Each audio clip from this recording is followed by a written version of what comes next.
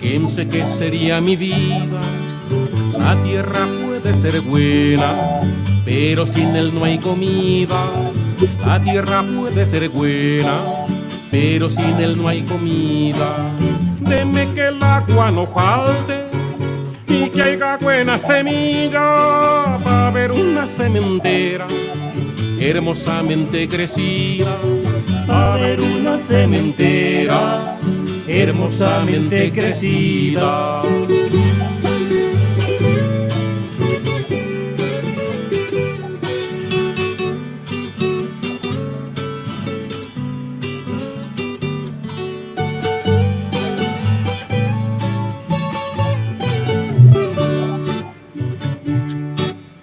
El cagajón a mi tierra le sienta como un abrazo y ella es muy agradecida por semejantes halagos. Y ella es muy agradecida por semejantes halagos. Ahora que una mazorquita, que una mata de cilantro, ya que un gajo de cebolla y una abrazadita de tallos, ya que un gajo de cebolla y una abrazadita de tallos.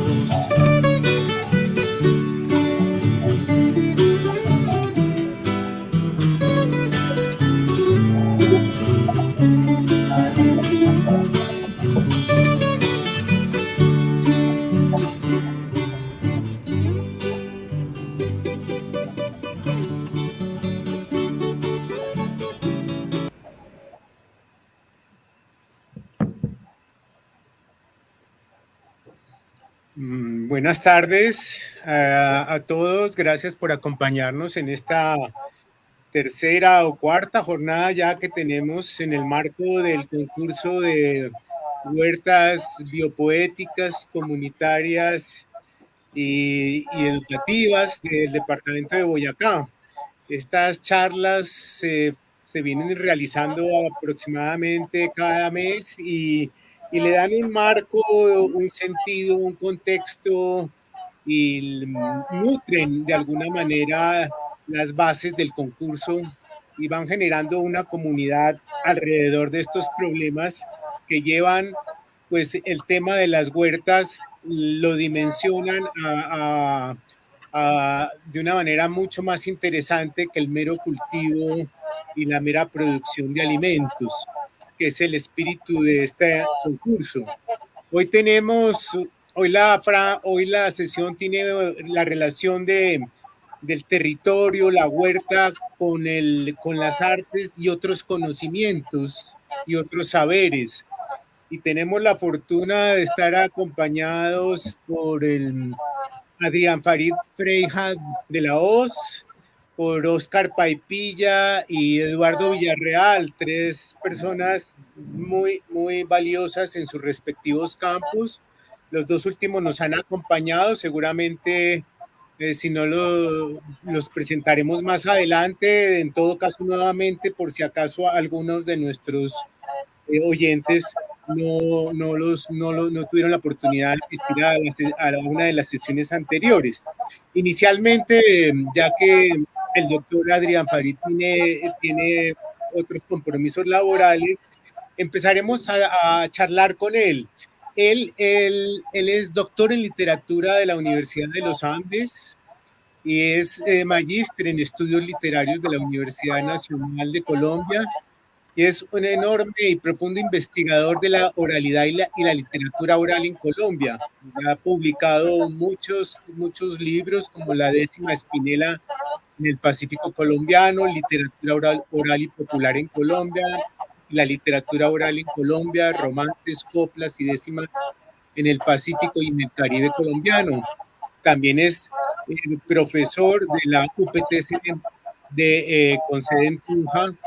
Y pues le agradecemos inicialmente su presencia en la sesión, creo que va a ser muy estimulante.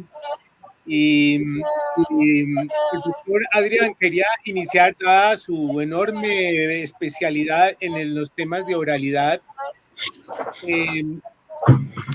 preguntándole acerca de esta relación tan profunda entre oralidad y territorio. Usualmente, y uno de los temas que nos mueve mucho en el concurso es tratar de poner en diálogo saberes, relaciones que a primera vista no aparecen tan inmediatas y evidentes. Una de ellas es como la relación entre la oralidad y la relación con el territorio. En concreto, cómo se refleja el ejercicio de la oralidad con los tonos, términos, cantos, eh, la socialidad que se produce alrededor de la oralidad, cómo se puede ver reflejada en un territorio como el boyacense y en las relaciones que el boyacense contrae con el territorio, incluyendo ahí naturalmente pues las relaciones con la naturaleza, con el cultivo de la tierra, etcétera. Entonces, pues agradeciéndole una vez más su presencia, quisiéramos iniciar la charla preguntándole a usted cómo ve esa, ya que pues tiene su sede de trabajo en Tunja, cómo ha observado esa relación entre oralidad y territorio. Bueno, Que muy nos buenas pueda tardes. decir Sí. unas pistas. Buenas tardes, muchas gracias Javier, a María Sol, a todo el equipo de Libre Lunar por la invitación. Es un gusto estar acá. Un saludo también a todas las personas que están conectadas. Un saludo muy caluroso al doctor Oscar Paipilla, al maestro Eduardo Villarreal, a quienes he tenido la oportunidad de conocer también. Y qué bueno toda esta labor que están haciendo a propósito del proyecto de Huertas Biopoéticas. Mil gracias de nuevo por la invitación.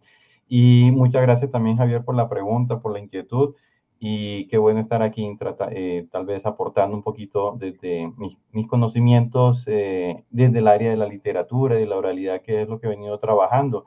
La pregunta es muy interesante y muy pertinente porque precisamente cuando uno estudia la literatura oral se da cuenta que la relación con el territorio es importantísima, es vital, porque de hecho casi que todas las particularidades y el goce y la riqueza que tienen las expresiones orales, sobre todo en la literatura oral, tienen que ver con el territorio, básicamente porque para que algo se mantenga en la oralidad, necesita que la gente lo esté diciendo y que para que la gente lo diga, se necesita de una relación de identidad, que la gente lo vea como propio. Y que lo vea propio tiene que ver precisamente con el territorio, que la gente se identifique con esa expresión oral, la relacione con su territorio, es decir, con su cultura, con su historia, con sus tradiciones.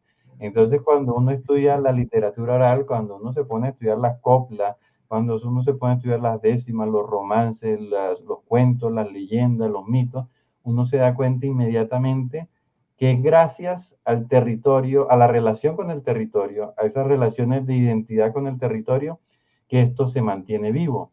Es decir, en la escritura, los textos pues se mantienen gracias a la escritura, ¿sí? En la oralidad los textos corren mucho peligro si la gente no los cuenta, si la gente no los canta, si la gente no los está diciendo constantemente, porque en la oralidad pues se conserva gracias a la memoria, a la expresión, digamos, del boca a boca. Entonces, en eso juega mucho el tema de la memoria, y para que algo se memorice y se mantenga vivo, precisamente tiene que tener un valor, y ese valor tiene que ser territorial. Entonces, cuando yo empiezo a estudiar esto, ya hace como unos 15 años que tal vez o más que empecé en estas labores en el Caribe, luego en el Pacífico, y desde hace unos años acá en Boyacá. Llevo 11 años ya aquí en Boyacá trabajando en la UPTC y con distintos proyectos que hemos desarrollado también en los distintos municipios de Boyacá. Uno se da cuenta que precisamente la misma copla, una copla muy parecida o el mismo cuento, tiene variaciones y se mantiene en los territorios gracias precisamente a esa relación con el territorio, a esa relación con elementos naturales del territorio, a esa relación que tiene, a esas funciones que tiene en términos de identidad.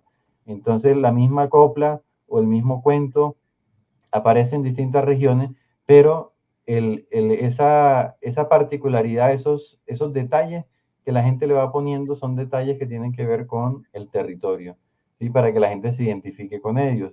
Un ejemplo que yo siempre pongo es el del cuento de Cupido y Psique, que es un cuento, digamos, mitológico que aparece hace 2000 años en Apuleyo, en El Asno de Oro, y que ese cuento ha dado para diferentes historias que hoy conocemos, por ejemplo, la francesa de La Bella y la Bestia, o la noruega de East of the Sun, West of the Moon, etcétera, donde Cupido representa un personaje distinto y sí que también dependiendo del territorio. Entonces la versión de Cupido y sí que en Noruega, Cupido es un oso polar. Y cuando uno ve ese cuento en Colombia, sobre todo en este mundo de la oralidad campesina, uno en el Pacífico encuentra a Cupido como un tulicio, ¿no? Que es como un caimán pequeño, una babilla, que le llamamos en el Caribe. Entonces, el príncipe tulicio, hay un cuento que es el príncipe tulicio en el Pacífico. Y cuando está en el Caribe, Cupido es una sirena, perdón, un sireno, pues es también nombre, un sireno. Y cuando uno lo ve aquí en el territorio boyacense, se da uno cuenta que el personaje principal es un coplero.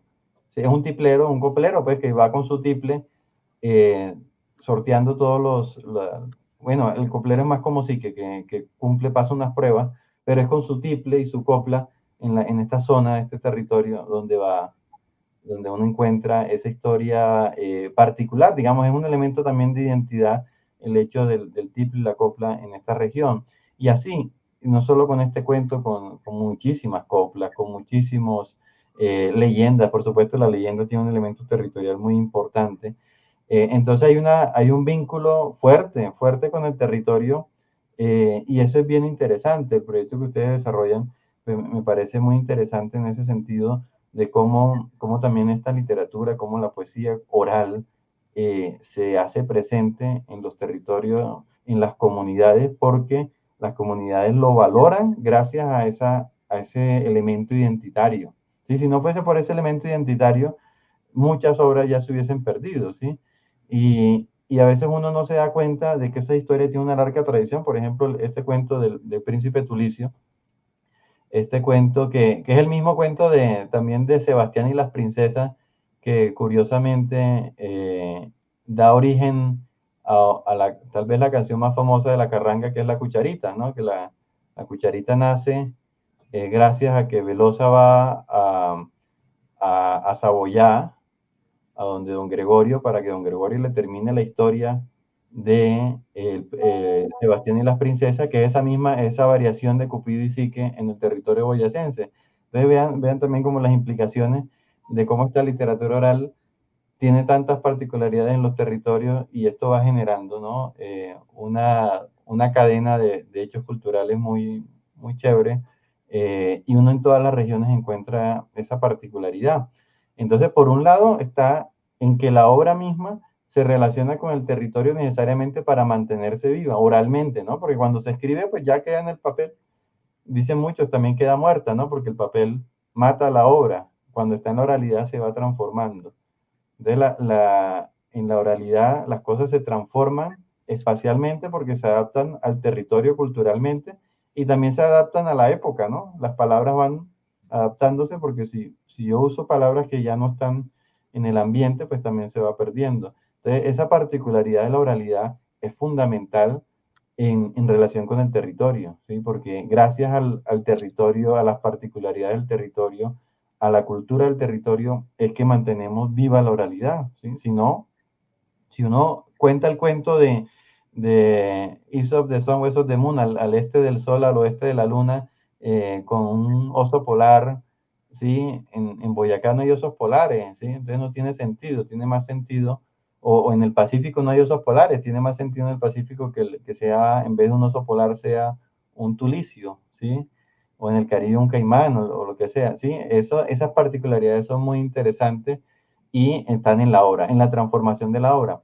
Y por otro lado, en relación con el territorio, es también la función y la práctica social que tiene la oralidad y las expresiones de literatura oral. Y es que muchas de estas expresiones tienen que ver con el trabajo diario, sobre todo el trabajo campesino, del cultivo, ¿no? Entonces hay cantos de trabajo de labor del campo, y los famosos cantos de, digamos, de zafra que han desaparecido mucho, o los cantos de vaquería que también son cantos de labor, o los cantos de ordeño que también están un poco en peligro y que fueron patrimonializados hace algunos años, los del llano colombiano y venezolano por parte de la UNESCO. Todos son cantos y expresiones de literatura oral que tienen versos muy antiguos, pero que se adaptan también al territorio y que están en relación con las prácticas, con las funciones laborales del territorio. Y no solamente laborales, también con las funciones festivas, con las funciones fúnebres, con muchos elementos del territorio que son particulares y que se van adaptando. Entonces, la oralidad en general y la literatura oral tiene esa doble relación con el territorio. Por un lado, que la obra se transforma con los elementos identitarios del territorio, pero también que esas obras están en relación con unas funciones vitales, porque la literatura oral, a diferencia de la literatura escrita, tiene que ser vital, ¿no? La gente la tiene que ver como algo necesario, no como un hobby, nada, es algo necesario, ¿sí? El canto de vaquería era necesario, ya no tanto porque ahora el ganado va en camiones, pero antes pues era, o todavía en algunos lados, es muy necesario para el arreo, para arrear el ganado, o el de ordeño, o el que sea, o el de la siembra. Entonces, y eso es algo muy antiguo que se mantiene hoy vivo en distintos territorios. Entonces, en esos dos sentidos, yo respondería a la pregunta de Javier, que la literatura oral, la oralidad en general, se vincula con el territorio a propósito de las transformaciones de una obra oral, de la que sea copla, sea cuento, sea leyenda, y también en la función que cumple en el territorio. Eso creo que son dos elementos clave, ayer, para responder esa pregunta. Pues muchas gracias y muy interesante, Adrián, en tu respuesta, además tan extendida, que de paso me da pie como para otra pregunta, creo que en una doble dirección, y es la siguiente. Con lo que acabas de mencionar, pensaría uno que también la oralidad en esa relación con el territorio nos permite entender mucho la misma relacionalidad que generalmente no vemos en la educación, ¿no? De cómo unas prácticas se nutren de otras, como unas prácticas tienen que ver con otras y casi que se produce una especie de estructura rítmica, casi que una musicalidad del territorio, pero no en términos de música convencional, sino que lo veíamos hace poco en la sesión que tuvimos en Tunja, que por ejemplo sacar las semillas del trigo trae consigo una gestualidad, trae consigo unos ruidos, unas palabras, casi que también unas canciones, unas maneras de hablarse unos a otros, una casi que hasta celebración, prácticas casi que rituales y incluso no solo en el hecho mismo de sacar el trigo de las semillas del trigo, sino en su propia distribución y demás. Pero habría una especie de estructura, una red de relaciones alrededor de esa práctica muy centrada en lo oral, pero que trae consigo toda una estética de los cuerpos, de los gestos, de los ruidos, de los cantos, etcétera. Y permitiría entender mucho como esa estructura como tan acompasada de ritmos diversos que tiene un territorio, ¿no? Eso por un lado. Y por el otro lado, tal como lo planteas, esa oralidad pues tiene una significación cultural pues enorme, muy trascendente y te preguntaría cómo ves tú pues cómo enfrentar eso con todas estas maneras de ya trabajar, por ejemplo, el territorio enormemente modernizadas y dejando muy al margen, muy al borde todas las prácticas tradicionales muy justamente centradas en este trabajo oral, corporal, colectivo y demás, y con un lenguaje que ya es enormemente universal, subjetivo, muy técnico, pero carente de los mundos y de las personas, de los saberes y de los sabores de las personas que están detrás de ese lenguaje, como si lo puede tener la oralidad, ¿no? Entonces, ¿Cómo ves tú como esa invasión de un mundo moderno que va desconociendo mucho toda esa relación tan profunda que has señalado entre oralidad y territorio? Como esos dos Sí, preguntas, no sé si alcances, sabemos de tu prisa, tranquilo, pero tranquilo. mm, creo que son las preguntas que se imponen a raíz de tu exposición.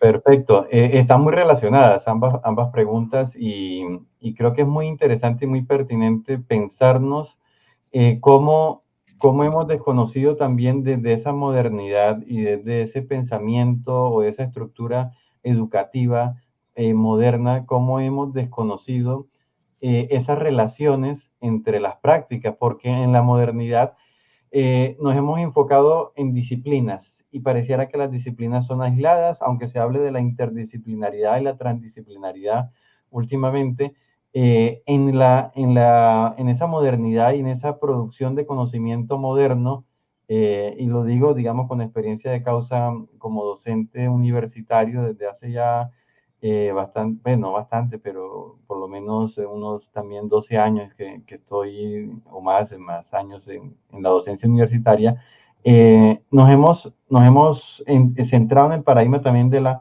especificidad, ¿no? Y de trabajar y de profundizar, ahondar, y a veces eso nos hace perder de vista esas relaciones que hay tan importantes entre disciplinas y la importancia del valor de esos tejidos que hay en términos sobre todo culturales. Entonces, cuando uno se piensa la oralidad, la literatura oral, uno no puede desvincularlo de cosas tan vitales porque la palabra oral es una palabra con poder y ese poder va más allá de un entretenimiento, como a veces se piensa la literatura escrita como algo ¿no? de ocioso, ¿no? Como de desocupado, como diría Cervantes, como empieza el prólogo del Quijote, ¿no? Desocupado lector. Porque el mundo moderno nos dice, uno no debe estar leyendo, sí, uno debe estar produciendo, ¿no? Y si uno está leyendo es porque está desocupado, porque ya hizo su labor de producción, porque el tiempo es oro, ¿no? Nos venden esa idea muy moderna, nos vendieron, pues, y seguimos a veces pensando que el tiempo es oro y que uno está aquí en el mundo para producir, para entrar en esa cadena de producción, desde esa mirada, pues, tan moderna, a veces pues, tan capitalista, ¿no? De la producción. Y cuando uno se enfrenta a estas otras lógicas que tienen otros patrones, que tienen otras concepciones de mundo, pues se da cuenta que esos saberes son muy ricos y que están entrelazados, ¿no? Y que se utilizan de forma mucho más comunitaria y menos específica, sino más, o sea, específica en el sentido no que no sea profundo, sino en el sentido de que es algo común, porque es algo necesario para el trabajo, para lo que sea, para la siembra. Cuando uno ve estas expresiones de literatura oral, uno encuentra coplas en venta quemada sobre los diferentes tubérculos. A mí, desde que llegué a Boyacá y como el cocido boyacense se me dificultaba conocer la diferencia de estos tubérculos en el cocido. Y hay coplas para eso, ¿no? Hay coplas que te explican cuál es cada tubérculo, ¿no?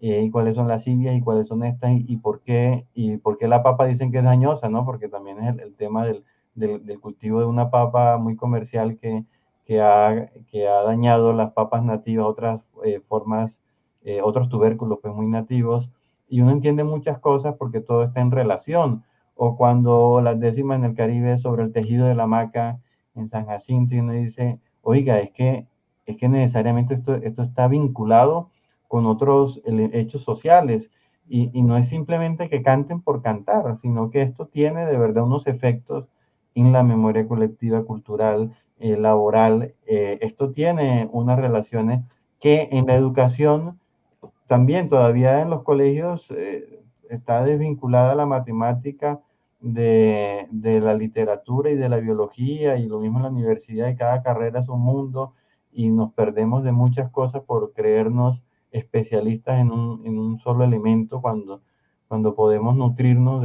además de saberes tradicionales que muchas veces en esa modernidad desconocemos porque no tienen tal vez ese rigor o no pasan por la escritura y dicen, no, es que eso es, como me dieron en la universidad cuando empecé a estudiar eso, ¿no? eso no es literatura, eso no es de, sí, ¿cómo así que no? Sí, los campesinos también, a pesar de que no sepan leer y escribir, están haciendo literatura y están en relación con unos saberes tradicionales, con unas prácticas del cultivo, de su entorno, que son muy importantes y que deberíamos valorar desde allí, ¿no? Desde esa funcionalidad que tiene el arte, el arte en todas sus expresiones, ¿sí? Literarias, musicales, además que están unidas. También hoy pensamos que la música es una cosa y la literatura es otra, cuando desde los griegos la música era el arte de las musas, ¿no? Y eran todas las musas, ¿sí? Y era una sola cosa. Hoy creemos que la literatura es una y la música es otra, y resulta que para mí, cuando uno estudia literatura se da cuenta que lo musical también es poesía y también es oral, ¿no? Y las canciones, y que la literatura oral se mueve y se mantiene gracias a la música. Y así hay otras relaciones que en esa especificidad moderna que nos venden, que hay que especializarse, se olvida muchas veces de todos estos tejidos culturales que son tan importantes para reconocer y para mantener los saberes que son ancestrales, y que por creernos que si no se hace en un laboratorio con unas normas o desde la academia, si no se escribe, eso no tiene valor ni sentido. Pues claro que tiene valor, tiene mucho sentido, así está en la oralidad.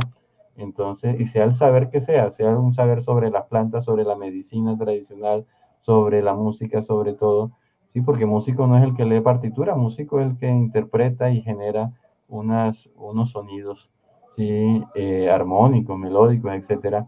Entonces eso también, ¿no? Científico no es solamente el que está en un laboratorio, científico también es el campesino que conoce y es agrónomo también, aunque no tenga título, y sabe a veces mucho más que los que han pasado por una educación formal.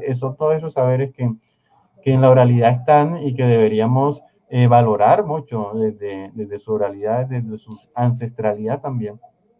Pero pues esa visión tan moderna a veces hace tanto daño, precisamente es por eso, ¿no? Porque nos vendieron un paradigma desde hace años, un paradigma de la escritura, y creemos que eso es, ¿no? Que si no está escrito, que si no tiene un título, que si no son saberes válidos, y todos estos saberes que están tan relacionados los desconocemos, a veces no lo valoramos por eso. Muchas veces a mí me dijeron, eso no es de literatura, eso es de música. Y yo, espere, ¿cómo así?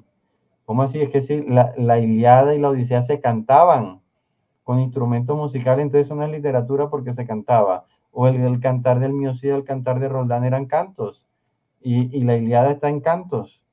Entonces eso no es literatura porque se cantaba. Claro, pero es que hoy creemos que la literatura es escrita y la música es cantada. No, obviamente que no. Obviamente que eso hace parte de la literatura, y que así nació, toda la literatura nació cantada porque era una misma cosa. Esta modernidad también nos ha metido en paradigmas que yo creo que han sido perjudiciales para muchos saberes tradicionales. Y en la oralidad lo he vivido mucho cuando uno intenta valorar, y en la universidad, en la academia, le dicen, oiga, pero ¿cómo así? Pues obvio que esto vale, les digo, porque de hecho cuando empecé a trabajar en la Universidad Nacional, me decían, no, pero eso no es de literatura. Y yo como que no, claro que sí, porque además en lo bonito, en lo campesino, muchos, cuando empecé en el Caribe, los decimeros se llamaban poetas y el pueblo los reconocía como poetas, si no supieran leer ni escribir. Pero nos han vendido en los colegios, en las universidades, que poeta es el que se sienta a escribir. Y resulta que los campesinos, sin saber leer y escribir, hacen unos bellos poemas de una riqueza impresionante.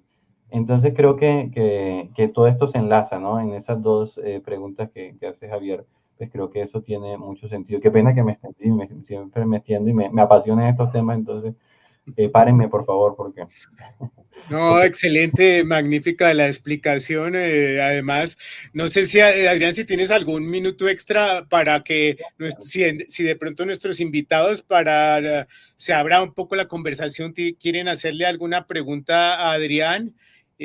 No sé si dispones de un momentico sí, extra. sí, claro, si hay preguntas, por ¿Sí? supuesto, Ah, claro. vale, porque tenemos invitados enormemente valiosos y muy afincados también en Boyacá. Quizás tendrían alguna inquietud a todo lo que ha desarrollado Adrián, y sería interesantísimo escucharlos. No sé si el profesor Oscar o el maestro Eduardo quieren intervenir con relación a todo lo que ha hablado Adrián.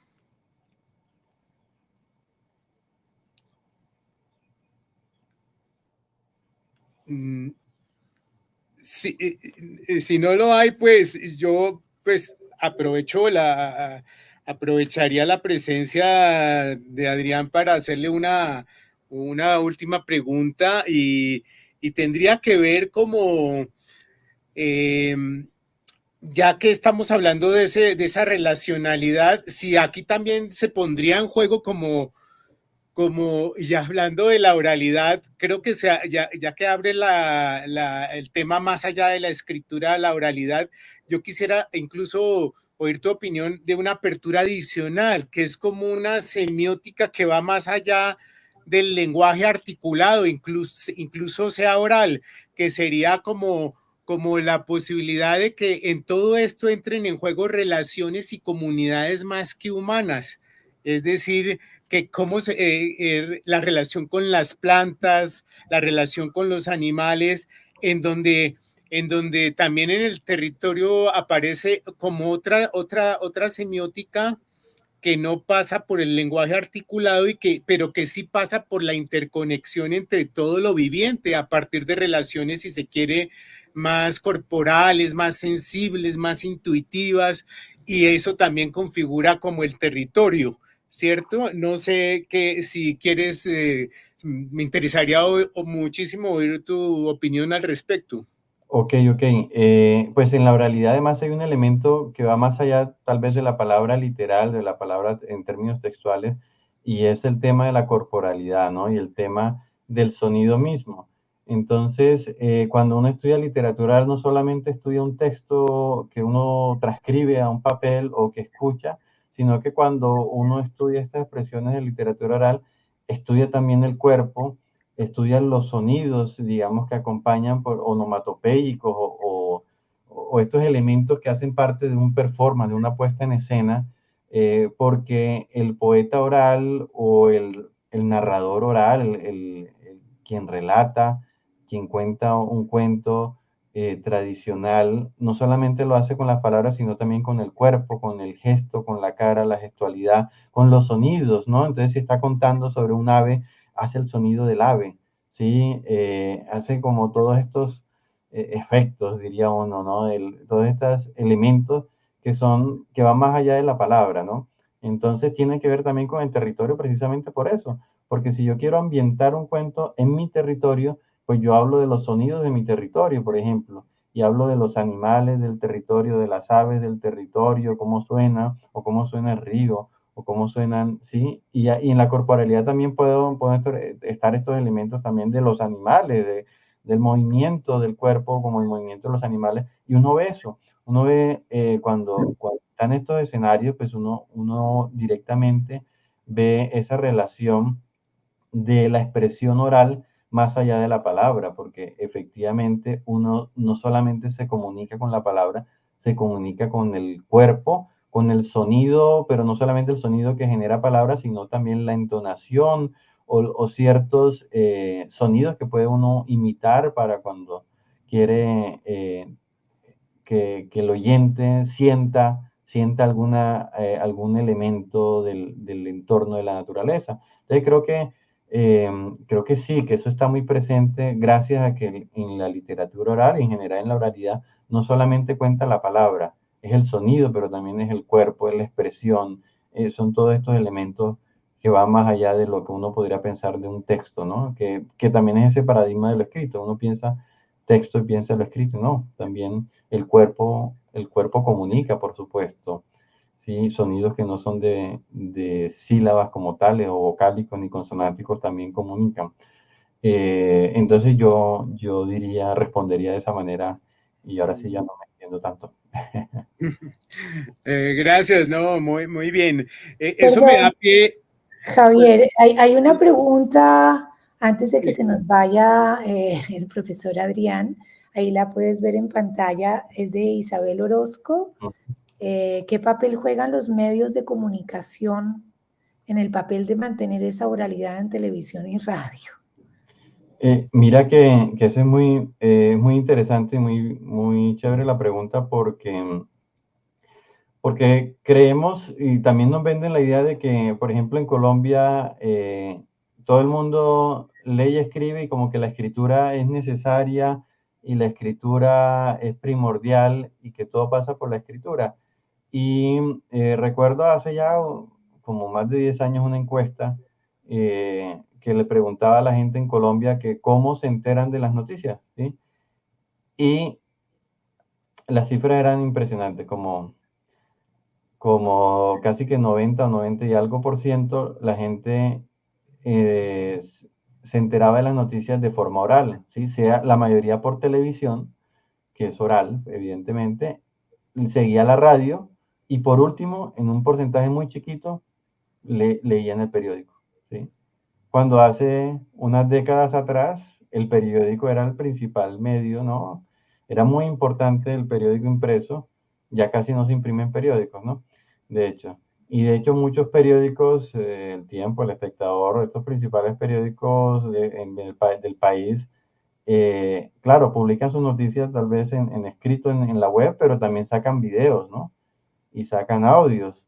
Entonces, gracias a la tecnología hemos vuelto a una oralidad muy presente, pero muy presente, ¿sí? Y hoy uno puede casi que hacer sus labores cotidianas y enterarse de la noticia y comunicarse con todo el mundo de forma oral, ¿sí? Yo puedo, en el WhatsApp, conozco personas que no escriben por WhatsApp, que solo son mensajes de audio, y la oralidad está muy viva, y se enteran televisión y radio, ¿sí? Las personas que tienen suscripción al periódico impreso cada vez son menos en Colombia. Entonces, y sobre todo estas nuevas generaciones se enteran de forma oral. La oralidad ha cobrado una fuerza impresionante gracias a todas estas herramientas tecnológicas y hoy por hoy tiene mucha, y eso es un elemento de estudio muy importante, como además tenemos medios para mantener esa oralidad y esta expresión de literatura oral más que antes. YouTube es un repositorio de poesía oral, de formas de literatura oral impresionante, infinito. Y no solo YouTube, de Spotify y todo esto que salen cada vez, hay más redes y más cosas. A mí me impresiona cómo hemos vuelto a la oralidad. Es decir, a pesar de que se nos venda la escritura y la necesidad de alfabetizarnos como si el analfabetismo, como llaman, o el agrafismo sea una enfermedad, yo creo que realmente hemos visto cómo la oralidad sigue muy vigente, sigue muy viva y deberíamos valorarla también, valorarla como un elemento además que hace parte de esta era, de esta nueva era que estamos viviendo de la tecnología y la gente hoy, la oralidad digamos está muy presente en todo, gracias a esa tecnología cada vez más. Entonces creo que eso hay que prestarle atención y valorarla porque este paradigma de lo escrito creo que hay que superarlo. Entonces, bueno, pero ahorita me extendí un poquito. Muchas gracias, Isabel, por la pregunta. Bueno, pues de nuevo, profesor Adrián, muchas gracias. Y yo quisiera ya pues aprovechar lo que habló finalmente para empezar a dar pie a la entrada de nuestros dos invitados a partir de un texto de una investigadora brasileña, Sueli Rolnik. Y me voy retirando para la otra reunión. Gracias, Sí, profesor Adrián. Muchas gracias por la muchas invitación. gracias. Bueno, un abrazo a Eduardo y a Oscar que están allí también prestos a la conversa. Un abrazo, muchas gracias. Muchas gracias, profe. Sí, como les decía, quisiera poner un texto de Sueli Rolnik, una investigadora brasileña, a raíz de lo último que se habló, y creo que eso nos va a dar pie para entrar a hablar con nuestros dos invitados, que curiosamente ambos son médicos adicionalmente. Y que han llevado la medicina o la están llevando a un terreno que podríamos llamar más sensible y artístico, aunque por vías diferentes. Y seguramente vamos a ver sus puntos de encuentro a partir de este momento. Dice así Sueli Rolnik: en Amazonía hay un río llamado Río Doce, Río Dulce, un río enorme como lo son los ríos amazónicos, y en una de sus orillas vive una comunidad indígena. Como bien se sabe, las comunidades indígenas tienen una relación de conversación continua con los ríos y los demás elementos de la biosfera que hacen parte de la construcción de su modo de existir. En esta región hay una poderosísima minera llamada Valle de Río Doce, que pertenecía al Estado y hace un tiempo fue privatizada. Esa misma minera fue responsable de la catástrofe de Minas Gerais en 2015, donde una instalación explotó y varias ciudades de la región con miles de personas fueron totalmente destruidas, y hasta ahora nada ha sido hecho para que la gente se reinstale. Esta empresa minera contaminó tanto el río que no solo estaban sus aguas contaminadas, sino que parecía haberse secado por completo. Si solo mirábamos la situación con nuestra percepción, hubiéramos dicho que el río estaba muerto. Pero 2 años más tarde, los habitantes de esa comunidad indígena descubrieron que el río había encontrado una manera de seguir muy fuerte y muy limpio bajo la tierra. ¿Qué pasa ahí? El río, cuando es afectado por las fuerzas del abuso por parte de la minera y se seca, no va a ser como nosotros en una situación similar. Nuestra parte, sujeto, entre comillas, piensa, estoy destruido, ¿qué voy a hacer?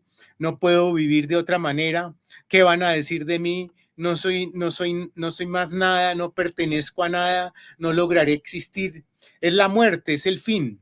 O proyectamos la causa de nuestro malestar en el otro, mira lo que hicieron, y lo demonizamos furiosamente, nos quedamos con abajo Lula, abajo Dilma. El río, él no tiene sujeto. Cuando la vida se encuentra amenazada, cuando el río siente los efectos de esas fuerzas destructivas en su vitalidad, inmediatamente inventa su manera de seguir, bajo otra forma, transfigurándose, creando otro lugar, de otra manera. El río cumple así el destino de la vida, que en su esencia es un proceso continuo de transfiguración para seguir perseverando. Es esa la fuerza de perseveración que define la vida, lo que Spinoza llamó conatus. Y creo que en alguna, no sé si es en el Talmud, se dice algo así como que hasta en una brisa de hierba hay una fuerza interna que dice crece, crece, crece. Entonces eso nos da pie, y si quieres, Alejandra, podemos mostrar 2 primeras imágenes para empezar a dialogar con nuestros invitados. Una primera es una imagen como muy derivada de la alquimia medieval, donde el cultivo de la tierra era una gran metáfora del cultivo espiritual. Es decir, cultivar la tierra no es simplemente un acto de producción, o como de pronto las épocas actuales dirían como producción y consumo y no más, sino que era todo una posibilidad de extraer símbolos del cultivo interno, del cultivo del desarrollo espiritual, del cultivo de la relación sacra con el mundo, etcétera. Y la otra imagen que quisiéramos mostrar es una sacada de la vida cotidiana, pero que nos habla de esta fuerza y esta creatividad y esta potencia de la naturaleza, que a veces es ejemplarizante para nosotros, que hasta en el cemento o hasta en un palo o en un poste, la naturaleza crece y tiene una fuerza extraordinaria, ¿sí? Es decir, como vemos ahí, sin tierra ni nada, simplemente aparece ese manojo de hojas, y eso quizás lo hemos visto mucho nosotros, incluso en las ciudades, donde de pronto vemos brotes en el cemento de flores, plantas, etcétera. Entonces, y agradeciéndole también a nuestros invitados, Oscar Paipilla y Eduardo Villarreal. Repito, ambos son médicos. Oscar Paipilla es médico y profesor de la Escuela de Medicina de la UPTC en Tunja, y está actualmente desarrollando un proyecto de investigación doctoral en la Universidad Externado de Colombia sobre las neurociencias, pero vinculadas a valoraciones neurocientíficas que tienen que ver con la relación de los niños con el entorno ambiental a partir de sus relaciones sensibles, su experiencia corporal, sus actos vivos con la naturaleza, y si eso tiene desarrollos educativos y sensibles que se puedan detectar con la investigación científica. Y el maestro Eduardo Villarreal, que nos ha acompañado muchas veces, pues obviamente él es muy conocido también en la región, es un líder cultural, es también de formación, como es médico tradicional, pero fue derivando a otras prácticas, inclusive a otras medicinas y también al ejercicio de la música, también a la agricultura, y pues es muy conocido en Boyacá por ser el director del Festival Cuna Carranguera, que ya es toda una tradición en la región. Pues agradeciéndoles a ambos la presencia, yo quisiera que nos contaran un poco cómo ha sido esta deriva, este traslado de una medicina, pues, planteada dentro de premisas muy lógicas, racionalistas, de medición, de cálculo, hacia lo que en ambos se entrevé como una medicina que empieza a tener como un vínculo muy potente con lo sensible, con vínculos con la naturaleza, y que necesariamente implican una relación también de otra naturaleza con el mismo territorio, ¿no? Entonces, pues no sé quién quiere comenzar, porque pues el tema es muy amplio y ambos tienen desarrollos en esa dirección. Incluso muy interesante el diálogo entre ustedes, porque pues vienen de una disciplina, digamos, ortodoxa como la medicina, y sin embargo han empezado a abrirle puertas para que entren otros mundos a esa medicina, no solo a refrescarla, sino a vitalizarla desde espectros más sensibles, poéticos, artísticos y musicales, etcétera. Pues de nuevo, bienvenidos y pues tienen la palabra.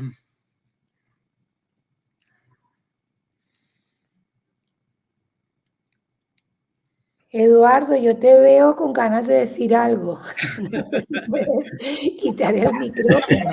Sí, sí. Bueno, muchas gracias. Primero un saludo para ustedes, para todos los que nos están viendo. Para mí es un honor que me tengan aquí en medio de estos catedráticos y profesionales. Quiero aclarar, me dio risa cuando decía Javier que yo soy médico. Pues yo estudié medicina, pero la practiqué muy poco tiempo, unos 7 años en la Sierra Nevada con los arhuacos. Después me vine para Boyacá y me metí aquí en el campo y prácticamente olvidé la medicina. Me dediqué a la agricultura, a la música, a la artesanía y a la carpintería. Sin embargo, pues veo que la ciencia médica, que el conocimiento médico, hay que verlo de una manera más amplia, y creo que eso es lo que estoy haciendo, pero definitivamente hoy en día no soy médico. No sé qué dirá Oscar.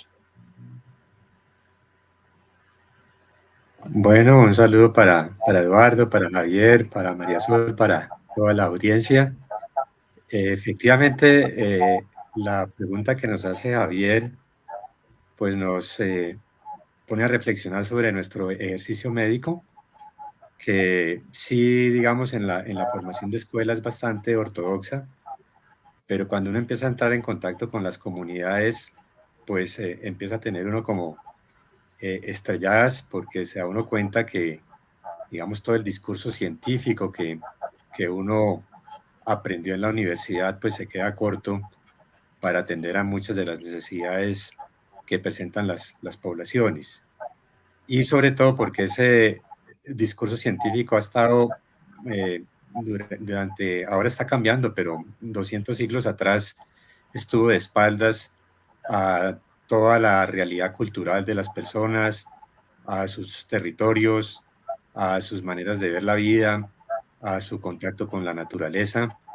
Entonces, pues los médicos que queremos un poco estar como más en sintonía con las personas y sus necesidades, pues nos vemos en una paradoja, ¿no? Y en una entrecruzada, porque las herramientas que tenemos no alcanzan y toca empezar a explorar, como bien lo ha hecho Javier, por muchos, perdón, Eduardo, por muchos otros caminos que yo creo que llegan a ser bastante terapéuticos y sobre todo enraizados y muy próximos a la empatía que requerimos como médicos, y que, digamos, desde la práctica tradicional hospitalaria, pues siempre se ha tejido un muro que cada vez es más infranqueable entre las personas y los mismos médicos, ¿no?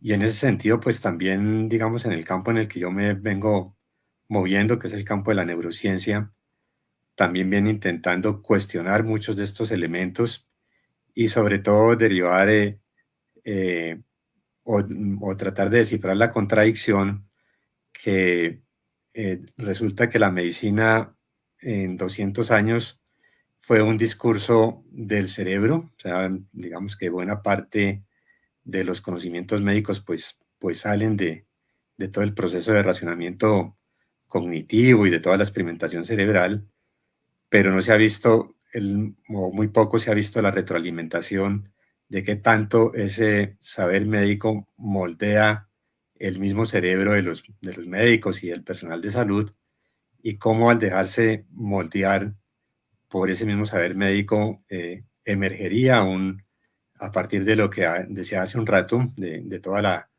la barrera que hay entre los sistemas terapéuticos clásicos y la posibilidad de atender a las necesidades de las personas. Entonces el cerebro tiene que empezar a desarrollar un pensamiento crítico y a partir de ese pensamiento crítico proponer nuevas formas terapéuticas. Entonces, digamos que el campo en el que me estoy moviendo se está explorando esta encrucijada y sobre todo está también tratando de entender cómo debemos reconciliarnos con la naturaleza, porque la manera como se está enfermando los seres humanos desde hace 200 años, pero más hoy en día, tiene mucho que ver con estos procesos acelerados de urbanización poco reflexiva y cómo en todo este trajinar los seres humanos que se han apartado de la naturaleza están empezando a tener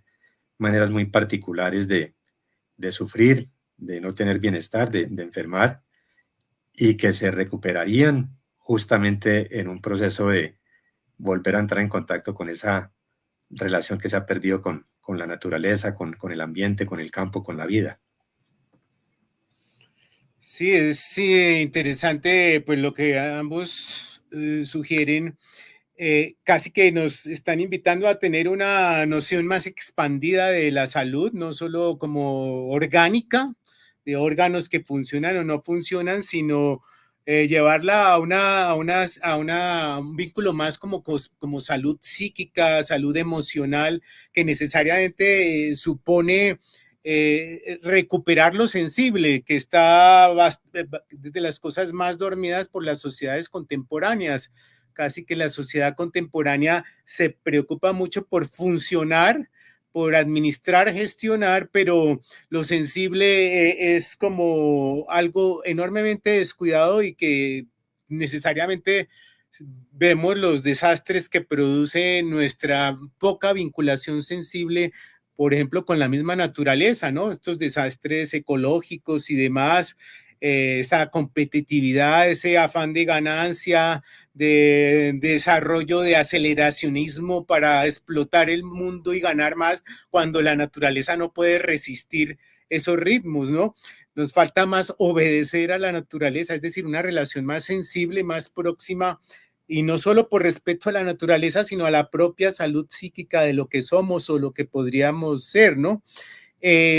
Entonces, pues este afán de reactivar nuestros vínculos sensibles con la naturaleza es lo que de alguna manera algunos artistas, tanto visuales como músicos y demás, pues se están planteando, y es algo que está también en el trasfondo de este concurso.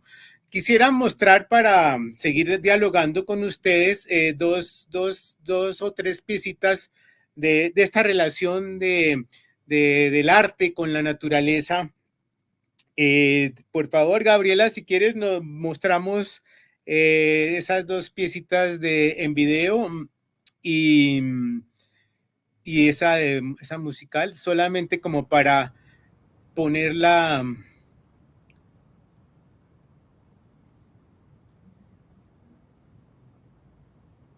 Ya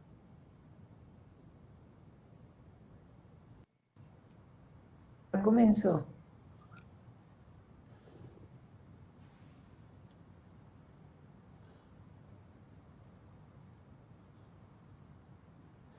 Esta es como en el minuto 12, es como en el minuto, es en el minuto 12, más o menos, por ahí. Mientras va pasando la pieza, les voy comentando, a ver, pues oír sus percepciones y opiniones. Este es un artista alemán, bueno, son dos artistas en realidad. Wim Wenders es el director de cine, y el otro es Ansel Kiefer, un gran pintor alemán. Ambos son alemanes, y uno filma la obra del otro, Wenders, y filma como la relación primaria que tenía Kiefer con la naturaleza, ese vínculo casi que, véanlo ahí con el girasol, estrecho, profundo, casi que de perplejidad y asombro ante la grandeza de la naturaleza. Esas extensiones que uno se siente sobrepasado por esa magnitud. Y vean cómo en su obra posterior, ahí sí que de verdad que la poesía tiene su raíz en la infancia, y sobre todo en infancias que tuvieron esa intensidad de vínculos con el mundo natural, pues ahí aparecen. Pero estos son piezas de una magnitud gigantesca, son obras. Kiefer es un pintor muy reconocido, y se ve ahí como en ese momento de asombro cósmico, cuando ve la naturaleza o ve el cielo, etcétera. Un poquito lo que le pasaba a Van Gogh cuando veía esos campos de girasol y decía que él lo que quería pintar era el calor de las 3 de la tarde, era pintar esas sensaciones térmicas que le producían esos campos de girasol.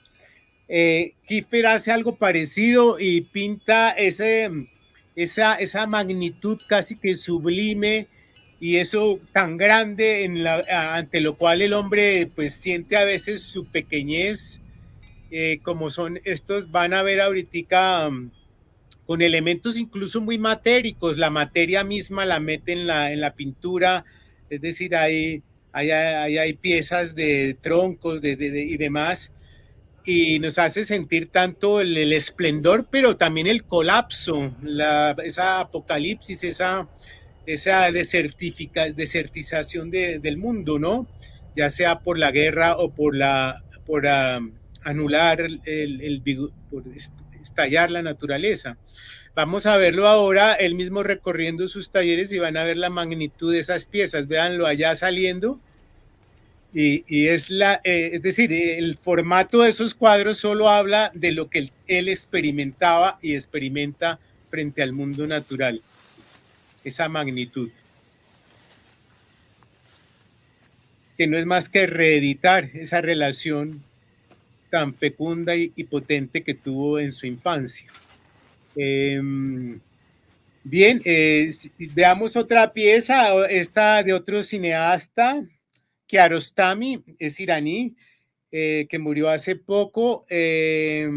Vamos a ver una piecita donde se ve esos intercambios tan poéticos, tan íntimos y secretos con un árbol.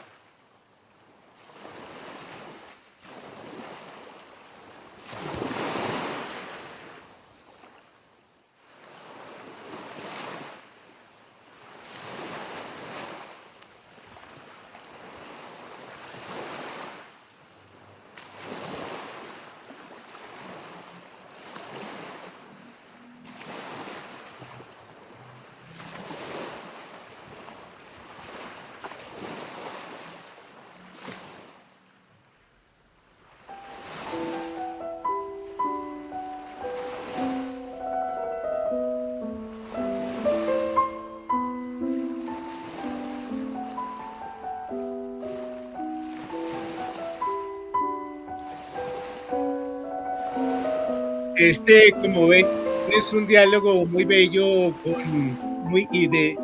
muy acompasado con la renovación de la naturaleza, y casi que con la respiración del mar, que es como la misma respiración cósmica, muy ligada al acto de pintar, que es también casi una respiración. Hay muy poco que decir frente a eso.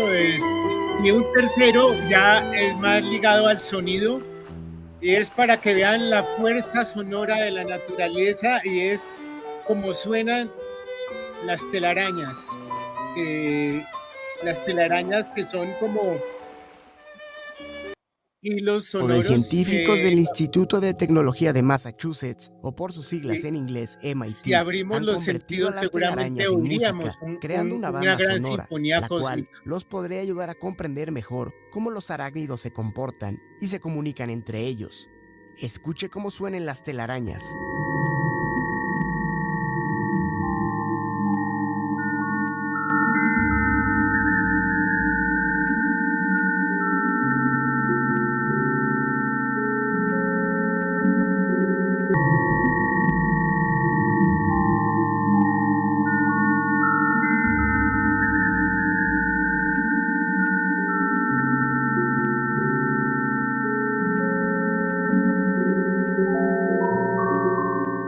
Es curioso cómo se pueden obtener estos sonidos Gracias, similares a los de Alejandra. una Creo película de que, terror o suspenso, que lo digo, cual Gabriela, nos hace pensar si realmente hasta ahí es una podríamos dejar coincidencia estas piezas que nos vuelven a meter energía a la conversación.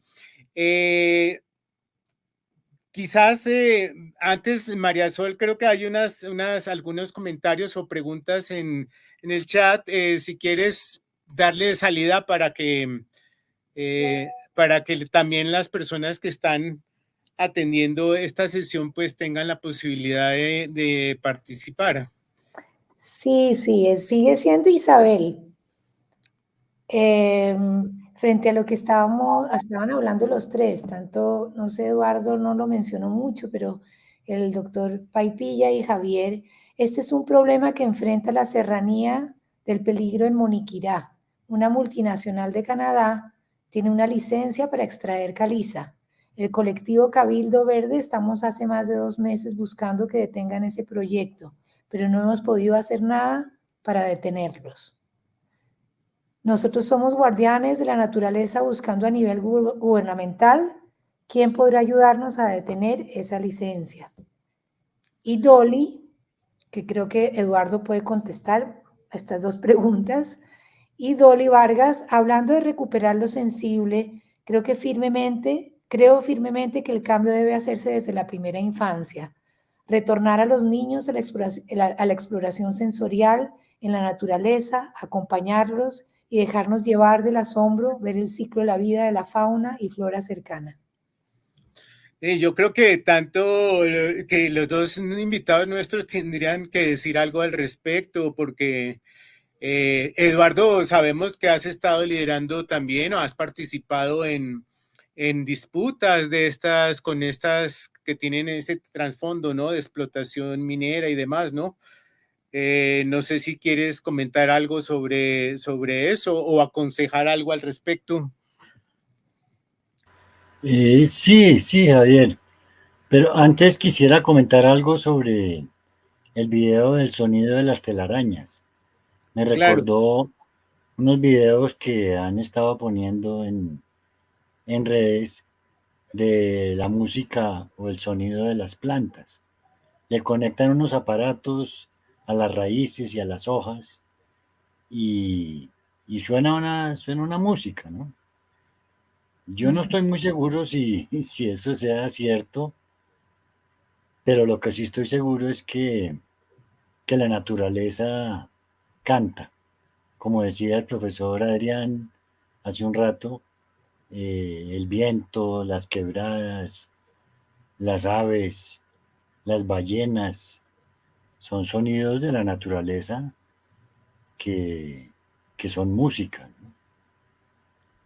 Ahora, con respecto a lo del cuidado, a la protección del territorio, nosotros en Tijacá también hemos tenido y seguimos con amenazas. Hace unos años, una empresa polaca con apoyo del gobierno quiso hacer unos sondeos bueno, no recuerdo cómo se llama la tecnología, pero la idea era, pues, un diagnóstico del subsuelo para ver si era factible hacer fracking. Estaban buscando petróleo en toda esta región del centro de Boyacá. Era un proyecto que perjudicaba, abarcaba 14 municipios, desde parte de Cundinamarca hasta bien adentro de Boyacá. Inmediatamente las comunidades empezamos a chatear. Esto fue una cosa oral, como decía el profesor Adrián, a través de WhatsApp. Empezamos a hablar y a organizarnos, a organizar protestas, plantones, acciones legales, y finalmente logramos parar ese proyecto. Los polacos se fueron y logramos ganar ahí. En este momento tenemos otra amenaza que es la minería del carbón. En Tijacá hay 2 títulos ya concedidos, no han empezado a explotar y estamos moviendo cielo y tierra con las comunidades para, para evitar que esto pase. Yo pienso que la música carranguera, además de ser terapéutica, de ser una medicina, hablando de esto, como dice el maestro Velosa, la carrangoterapia, la música carranguera también es una forma de defender el territorio, de resistencia cultural, de mantener las tradiciones campesinas, los saberes, y ha sido una aliada en esta lucha, en esta defensa. Eso tenía que decir. Gracias, Eduardo. Profesor Paipilla, algo que agregar, y de paso, ya que la pregunta comentaba de que era importante iniciar con la infancia, entiendo que sus investigaciones están pues situadas en ese foco de la infancia y de cómo esta sensibilidad, incluso esta sensibilidad, no solo la más consciente y más visible, sino esas vibraciones inconscientes que casi no palpamos, como puede ser esa musicalidad secreta de la naturaleza, puede tener efectos sanadores que se reflejan en el cerebro del niño, ¿no? No sé si tiene algo que ayudar a la persona que pregunta al respecto. Sí, cómo no, Javier, totalmente de acuerdo con la especial consideración o especial enfoque que hay que tener en todos los proyectos, en las políticas públicas hacia la primera y la segunda infancia. Hay, digamos, muchísimos estudios, muchísima literatura científica de cómo el contacto de los niños con la naturaleza estimula pues todo su desarrollo motor, sensorial, cognitivo, social, del lenguaje, en el plano, digamos, del desarrollo del cerebro, pero también hay nuevos descubrimientos en todo el fortalecimiento del sistema inmune. Los niños que juegan con la tierra, que se manchan, que se ensucian, que entran en contacto con el agua, con las hojas, también tienen un sistema inmune que los hace más resistentes y que los hace menos alérgicos, por ejemplo, comparando niños del campo con niños de ciudad. Entonces, sin embargo, son estudios que empezaron en los años 90, cuando se declaró la década del cerebro. Han venido, digamos que, aumentando, pero son casi todos estudios internacionales hechos pues en los países de punta en investigación científica, y hace bastante falta explorar esas particularidades para nuestros territorios, sobre todo teniendo en cuenta lo que se mencionaba hace un momento, que es que buena parte, que muchos de nuestros territorios pues están en peligros con situaciones como la minería, la deforestación, la exposición a agroquímicos. Entonces, hay también como una confusión, porque muchos dicen, pero bueno, ¿cómo sacamos a los niños a estar en contacto con la naturaleza si esta naturaleza ya no es una naturaleza, digámoslo así, sanadora, sino que es una naturaleza con tóxicos, con remanentes de plásticos, con remanentes de fungicidas? Entonces, es una carrera contra el tiempo. No hay que perder de todas maneras el contacto con la naturaleza, así sean niños que estén viviendo en territorios amenazados. Por el contrario, se requiere aquí toda una movilización pues de toda la sociedad, de los adultos, para que hagan todo un proceso de tutoría con los niños, y ellos a su vez vean en la naturaleza pues las posibilidades de tener una vida más sana y con mayor bienestar, pero también se requiere como empezar a darnos cuenta de todas estas situaciones amenazantes y empezar también a saber que los niños desde su inteligencia social sepan defenderla, ¿no? Sepan tener como toda la claridad y la lógica para no caer en el negacionismo, que es un elemento que también lo describe mucho en muchos países donde han hecho estudios de percepción ambiental en niños y jóvenes, más que todo en Europa, donde muestran que una buena proporción de los niños y los jóvenes no parecieran estar muy interesados por los fenómenos como el cambio climático, como la pérdida de la biodiversidad, pareciera que estuvieran como un poco anestesiados, como un poco en sistemas burbujas que no les permite ser claros frente a todos estos peligros y por ende pues no les permite tomar una postura de asociatividad para defender la misma tierra, la misma naturaleza y con ella pues defender el futuro que es bastante incierto para ellos, ¿no? Yo quisiera anotar algo Sí, respecto claro. a lo que dice, a lo que acaba de decir Oscar, sobre la mentalidad, sobre la psiquis del niño criado en el campo.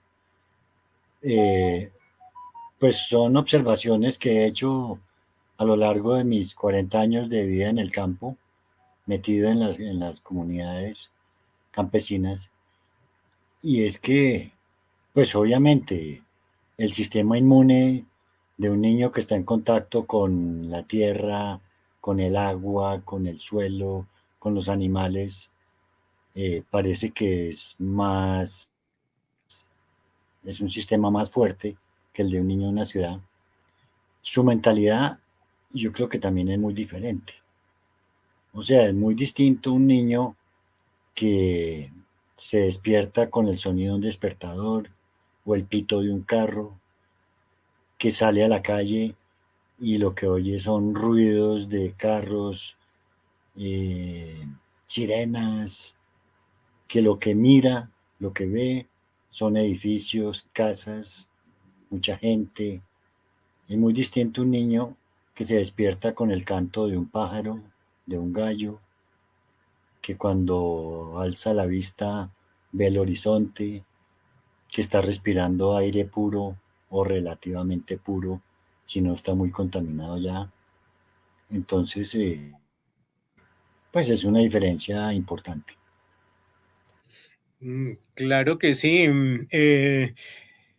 Pues una vez más se ve el tejido de relaciones tan tremendo que tenemos que a veces no percibimos por estas miradas tan segmentadas, ¿no? Pero aquí, pues lo que nos cuentan nuestros invitados nos hace ver esta trama de relaciones que vinculan el mundo de la exposición a la naturaleza y la salud. Creo que hay otra pregunta, ¿no, María Sol? ¿Algún comentario? Sí, sigue siendo Isabel respecto a los niños, pero mientras los niños crecen, las licencias siguen. Con permiso, para acabar con nuestra biodiversidad. Yo pienso que hay actividades medianas e inmediatas y ante esta problemática la reacción debe ser inmediata.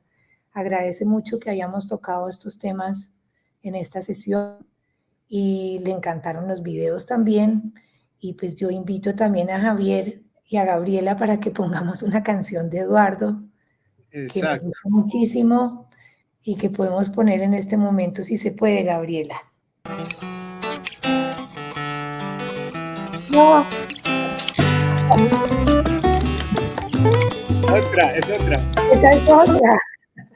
Esa es la final. Esa es unos amigos también de Eduardo que se llaman Campo y Sabor de Cali, como ustedes ya se podrán imaginar. Sé que quieres ya irte, pero...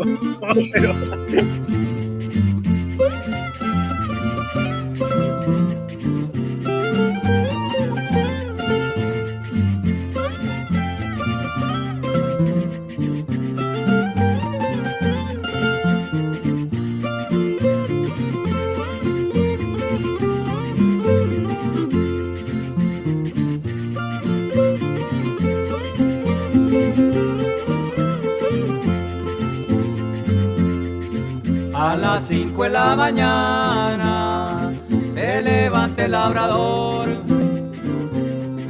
y madruga acariciando su tierrita con amor.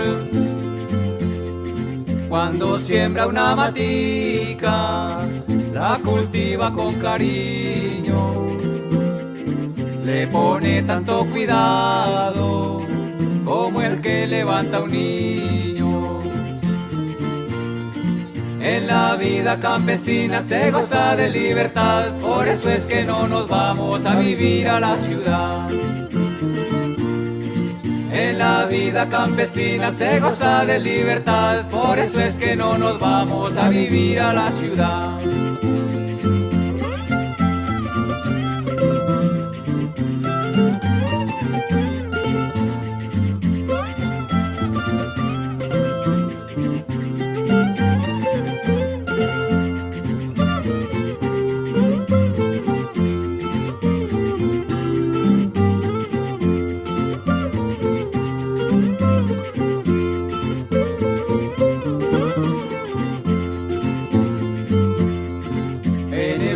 Se trabaja con esfuerzo y con tesón,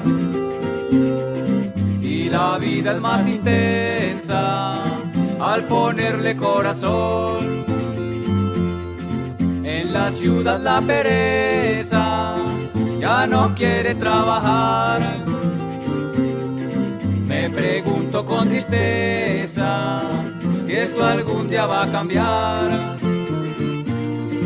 Yo pienso que la riqueza está en el alma, no en un banco, y el que no crea lo que digo, que venga a vivir al campo. Yo pienso que la riqueza está en el alma, no en un banco, y el que no crea lo que digo, que venga a vivir al campo.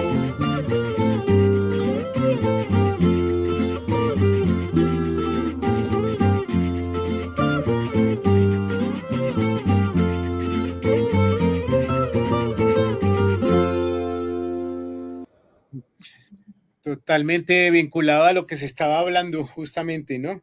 Pues no sé si el profesor Oscar o el maestro Eduardo quieren hacer algún comentario adicional al respecto, o si no, pues vamos dando, como vamos empezando a cerrar con algunos comentarios,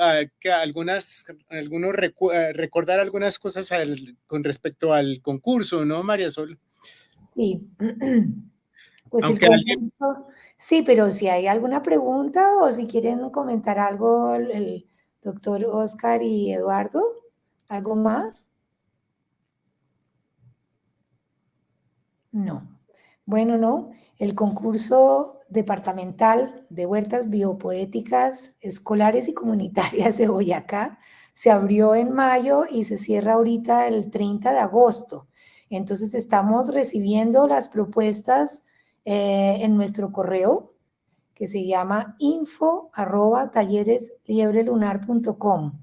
Toda la información del concurso la pueden encontrar en la página web de Liebre Lunar, que se llama www.talleresliebrelunar.com, y también si tienen alguna pregunta, alguna duda, nos pueden escribir a nuestro chat por WhatsApp al teléfono 305-814-1558 o también por el correo. Como decía Javier al comienzo, esta viene siendo la segunda charla virtual que estamos presentando a través de nuestra página de Facebook, y va a haber una más. Hubo también una presencial en el Centro Cultural del Banco de la República en Tunja, el 13 de julio. Hemos estado grabando estas sesiones, entonces esperamos poder compartirlas también en nuestra página web para que ustedes puedan consultarlas. Y habían algunas preguntas que hicieron, a ver, espérate un segundito que las encuentre. Alguna de las profesoras preguntaba si se tenían que presentar desde el área de español al tema de las huertas en el colegio. O si podía ser ciencias naturales. Es que le contestamos que puede ser desde cualquier área o disciplina, y ojalá de varias. Pueden ser incluso de la clase de artes plásticas, clase de música. Sí, las ciencias naturales son las que en general están trabajando pues todo el tema del reciclaje y las huertas. Este concurso está abierto para todo el mundo. En realidad, no se puede presentar una persona individual, sino son colectivos. Entonces va desde instituciones educativas, resguardos, agrupaciones, juntas de acción comunal, cabildos y otras comunidades que se pueden presentar al concurso.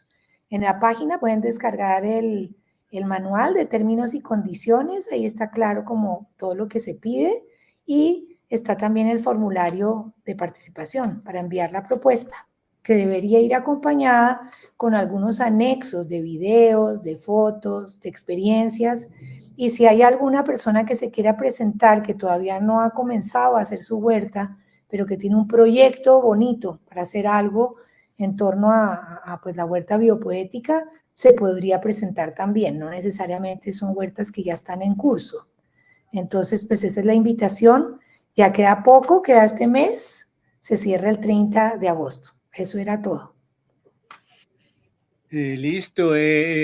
Tendremos una sesión próxima donde vamos a tener invitados que hablen justamente de otra de estas facetas del concurso, como es la relación entre las huertas y los temas comunitarios, los temas de mujer y demás, ¿no? Entiendo que ese es el tema de la próxima, ¿no? Y también tenemos dos, ¿no? Creo que son dos distintas. Sí, sí, está un poquito apretado, pero nosotros, si ustedes nos escriben a nuestro correo, inmediatamente nosotros les mandamos la invitación y nosotros lo estamos moviendo también por las redes de Liebre Lunar, cada vez que va a haber una charla próxima. Entonces, pues sí, es que se nos cruza un poquito con el cierre de la convocatoria, por eso tenemos que adelantar una de ellas, no, porque quedaban dos virtuales y una ya era. Sí, o de pronto agrupamos los dos temas, ¿no? Uno que tiene que ver con las huertas y lo comunitario, lo femenino y las organizaciones indígenas. En fin, no sé, de pronto hacemos una sesión compacta si ya solo nos queda una, ¿no? Sí, y queremos terminar pues un poquito con una música muy alegre que viene de Cali, que nos compartió Eduardo Villarreal, y pues queremos despedirnos también pues de los invitados que vinieron hoy. Muchas gracias. Muchas gracias, sí. Eduardo, Oscar, y pues esperamos que se apunten a presentarse al concurso. Entonces, Gabriela, pon un poquito de son para despedirnos con Tengo una huerta allá en mi casa donde cultivo comida. Me da repollo bien, frijol, lechuga, la remolacha tan apetecida. No falta el cilantro, vea, tampoco el perejil, la selga, el pepino, oiga, el endiablado ají, la cebolla, la zanahoria, la espinaca y el pimentón, sé del tomate y la habichuela. Mi huerta tiene mucho sabor, como lo tiene el son. La huerta tiene son, el son tiene sabor. Mi huerta tiene son.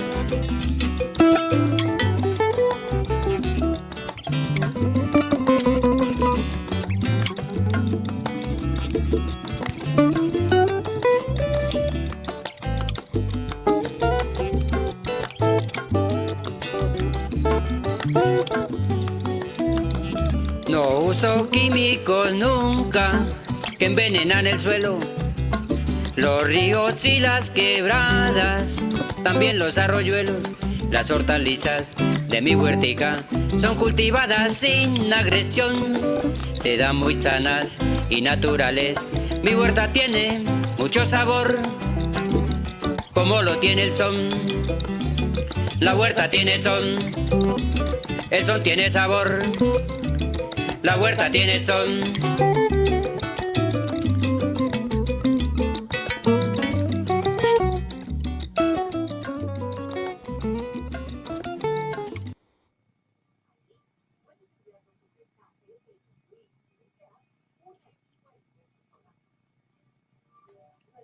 Está sin sonido. el grupo Campo y Sabor de Cali. Bueno, entonces ya nos despedimos, que descansen y muchas gracias. Hasta la próxima. Para todos.